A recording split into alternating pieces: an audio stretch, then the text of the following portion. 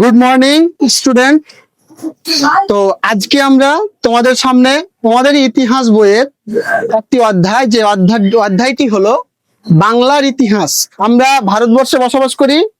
ভারতবর্ষের কোন রাজ্যে বসবাস করি বলো? পশ্চিমবঙ্গে বসবাস করি।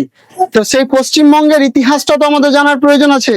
তো তোমাদেরই বইয়েরই একটি অধ্যায় আছে পশ্চিমবঙ্গের ইতিহাস বা বাংলার ইতিহাস। বুঝা গেল? আমরা কোন ভাষায় কথা বলি? বাংলা ভাষায় কথা বলি। তো এই বাংলা ভাষায় কথা বলি মানে আমরা বাঙালি।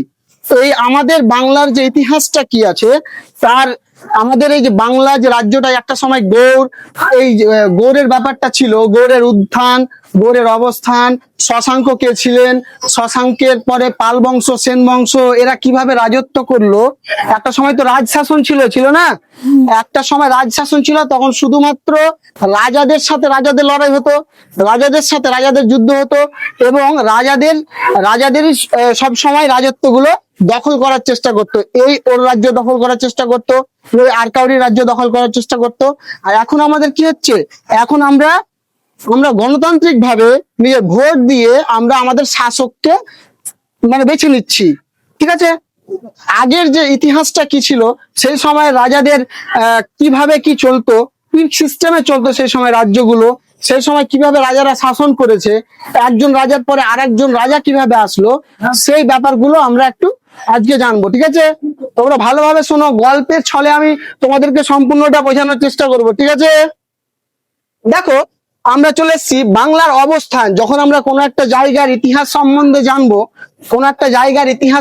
জানবো, তো সেই জায়গাটার অবশ্যই আমাদের অবস্থানটা আগে জানতে হবে, যে আমরা কোন জায়গার ইতিহাসটা পড়ছি, তার অবস্থান বলতে বোঝায় যে কোনো জায়গার একটি স্থান। বুঝা গেল? এখন আমরা পীরগাঁই গ্লোবাল পাবলিক মিশনটা, এটা কোন জায়গায় আছে, এর তো একটা অবস্থান প্রয়োজন। এটি পীরগাঁই গ্রামে আছে, এটাই হলো স্থান বা অবস্থান। আমরা যখন বাংলার ইতিহাসটা পড়বো বা জানবো, সেই ক্ষেত্রে আমাদের অবশ্যই বাংলার আগে স্থানটা জানতে হবে ভালো করে। তো আমরা বলছি পশ্চিমবঙ্গ রাজ্যে আমরা বসবাস করি। ভারতবর্ষ দেশের পশ্চিমবঙ্গ রাজ্যের মালদা জেলায় আমরা বসবাস করি। ঠিক আছে? আর এই যে ইতিহাসটা আজকে আমরা পড়বো, সেটি আমাদের জেলা নিয়েই শুরু, মানে মালদা জেলা নিয়ে শুরু। মালদা জেলার ইতিহাস। তোমরা কেউ আদিনা মসজিদ ঘুরতে গেছো? গৌড় গেছো ঘুরতে? গৌড়ে পিকনিক করতে যায় অনেক সময়, স্কুল থেকে ট্যুরে নিয়ে যায়, আমরাও তোমাদের নিয়ে যাব কোনো একটা সময়। তো সেই গৌড়ের যে ইতিহাস, সেখানে আগের যুগে যে রাজারা ছিল, সেই রাজাদেরই গল্প আজকে করছি, আমাদের মালদা জেলার ইতিহাস থেকে শুরু করছি। ঠিক আছে? দেখো, গৌড়ের উত্থান প্রথমে হলো। গৌড়ের রাজা কে ছিলেন? শশাঙ্ক। এবং তার এই শশাঙ্কের যে রাজত্ব ছিল গৌড়, সেই গৌড়ের রাজধানী কি ছিল? কর্ণ সুবর্ণ। কি? কর্ণ সুবর্ণ। এবং সেখানকার রাজা কে ছিলেন? শশাঙ্ক। কে? শশাঙ্কর পরে চলে আসবে পাল বংশ। বুঝা গেল? অন্য একটা বংশ রাজত্ব করবে শশাঙ্কর পরে, মৃত্যুর পরে। তারপরে চলে আসবে সেন বংশ। বুঝা গেল? তো এই যে টাইম লাইনটা দিয়েছি, এই টাইম লাইনটা তোমাদের সামনে একটু তুলে ধরছি। ঠিক আছে? ভালো করে দেখো। বলছে প্রথমে শশাঙ্ক রাজত্ব করবে, তারপরে কি আসলো? হর্ষবর্ধন। শশাঙ্কের মৃত্যুর পর হর্ষবর্ধন, মানে শশাঙ্ক একজন রাজা, তারপরে রাজা কে? হর্ষবর্ধন। ঠিক আছে? তারপরে কে? পাল বংশের গোপাল। কে? তারপরে ঢুকে গেল পাল বংশ, পাল বংশের গোপাল চলে আসলো। হ্যাঁ, তারপরে ধর্মপাল। হ্যাঁ, তারপরে দেবপাল, যিনি নালন্দা বিশ্ববিদ্যালয়ের প্রতিষ্ঠাতা। ঠিক আছে? তারপরে চলে আসলো সেন বংশ। সেন বংশের শ্রেষ্ঠ রাজা ছিলেন বল্লাল সেন। ঠিক আছে? তার ছেলে তারপর লক্ষণ সেন বসবে, তার মাধ্যমে, লক্ষণ সেনের মাধ্যমেই শেষ হয়ে যাবে। তারপরে তুর্কি শাসন শুরু হবে, মানে ইসলামিক শাসন। হ্যাঁ, এইভাবে শুরু হবে। এই লক্ষণ সেনই দান সাগর এবং অদ্ভুত সাগর নামে দুটি গ্রন্থ রচনা করেছিলেন। ঠিক আছে? এবার চলে আসি আমরা, তাহলে আমরা ভারতবর্ষের যে রাজ্যে বসবাস করি বা বাস করি, তার নাম কি? পশ্চিমবঙ্গ। এই পশ্চিমবঙ্গ প্রাচীনকালে কিন্তু এরকম ছিল না, এখন যেমন আমরা আছি এরকম কিন্তু পশ্চিমবঙ্গ ছিল না। তখন ছিল বাংলাদেশ এবং পশ্চিমবঙ্গ একসাথে। বুঝা গেল? আমাদের পার্শ্ববর্তী দেশের নাম কি? বাংলাদেশ। ঠিক আছে? আমি একটু ম্যাপের মাধ্যমে দেখানোর চেষ্টা করি আমাদের বাংলাদেশটা কোথায়। দেখো, এই যে বাংলাদেশ, ম্যাপ দেওয়া আছে, ছবি দেওয়া আছে, এটা আমাদের পশ্চিমবঙ্গ। দেখো, এই যেখানে পাশেই, আর এখানে বাংলাদেশ, বুঝতে পারছো? বাংলাদেশ এবং পশ্চিমবঙ্গ একদম পাশাপাশি লেগে আছে, সেটে আছে, বোঝা গেল? হ্যাঁ, তো আমরা এই বাংলাদেশ এবং পশ্চিমবঙ্গ, এই যে ব্যাপারটা এখন আছে, এখন যেরকম ছিল আলাদা দেশ আছে বাংলাদেশ, আর আমাদের পশ্চিমবঙ্গ আলাদা একটা রাজ্য আছে, ঠিক আছে? সেই সময় কিন্তু বাংলাদেশ এবং পশ্চিমবঙ্গ একসাথে ছিল, বোঝা গেল?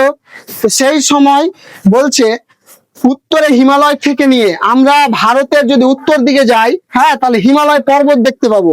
সেই উত্তরের হিমালয় থেকে দক্ষিণে বঙ্গোপসাগর পর্যন্ত, এবং পূর্ব দিক যদি যাই তাহলে পূর্বের ব্রহ্মপুত্র নদ থেকে নিয়ে পশ্চিমে সুবর্ণরেখা নদী পর্যন্ত কি ছিল।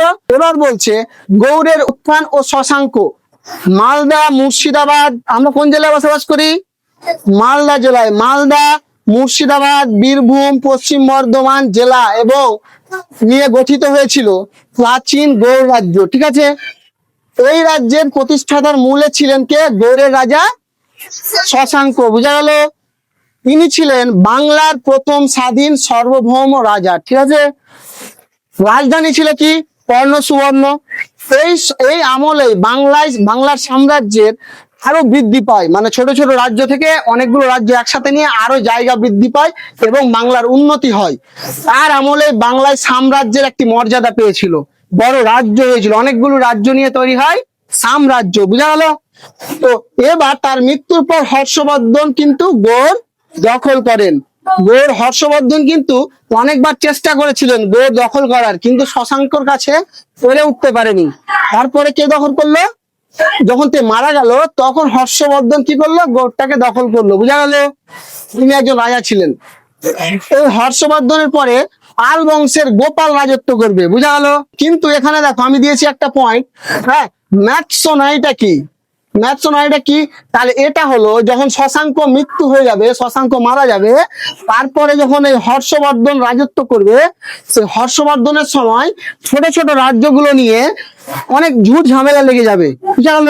সেই ঝামেলাগুলিকেই এই হর্ষবর্ধন, কই হর্ষবর্ধন গো, এই যে হর্ষবর্ধন, ইনি কিন্তু একজন মানে ভালো শাসক ছিলেন না, যার কারণে এই ঝামেলাগুলিকে, ছোট ছোট সমস্যাগুলিকে প্রজাদের কথা তো চিন্তা করতেন না এবং সমস্যাগুলি বেড়ে চলেছিল।